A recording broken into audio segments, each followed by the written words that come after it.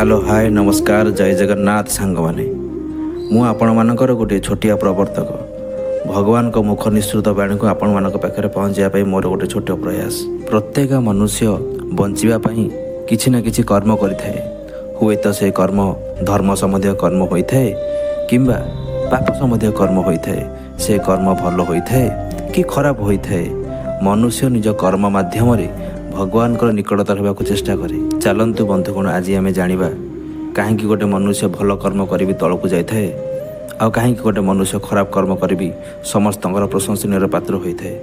मु आपण मानक गोटे छोटिया गप मध्यम यार सारांश बुझापी चेष्टा करी। जदि ये गप शुणी आपण मानक किछिटा भी शिक्षा मिले मत कमेंट सेक्शन में निहाती जनइबे।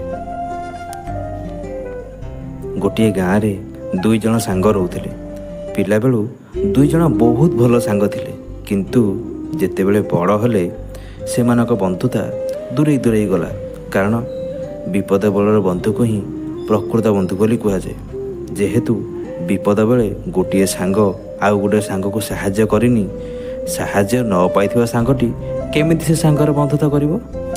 दिनकर कथा मधु होउछि से सांग जे कि केबे साहाय्य पाएनी मदन होउछि से सांग जे कि केबे साहाय्य ही देइनी।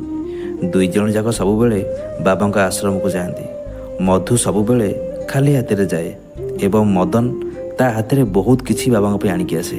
मधु जानिया चेष्टा करे एते सब जिनिस मदन आणुचे क्योंठू किंतु चोर घर सबुबेले अंधार न थाए दिने ना दिने धरा पड़े।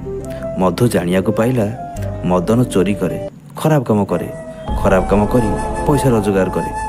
मधु सब किछि जानिकी भी चुप रोथिला कारण ता पाखरे किछि उपाय ही नथिला। किछि दिन गला परे दुई जन जाक बाहरिले बाबा आश्रम को जावाई। हठात आश्रम को आसुथिबा बाटरे मधु गोड़े गोटे लुहा कंटा फुटीगला एवं मदन गोटे सुना तैयारी बाक्सटी पाइला। दुई जन जाक मिसी बाबा आश्रम को आसिले। मधु पचारिला मु तो किछि भी खराब काम करिनी मो सह एमिति अन्याय कौन पाई आ मदन जे कि एते खराब काम करके भी ताको सुनार बाक्सटी मिलिला कौन यह भगवान को अविचार नुहे।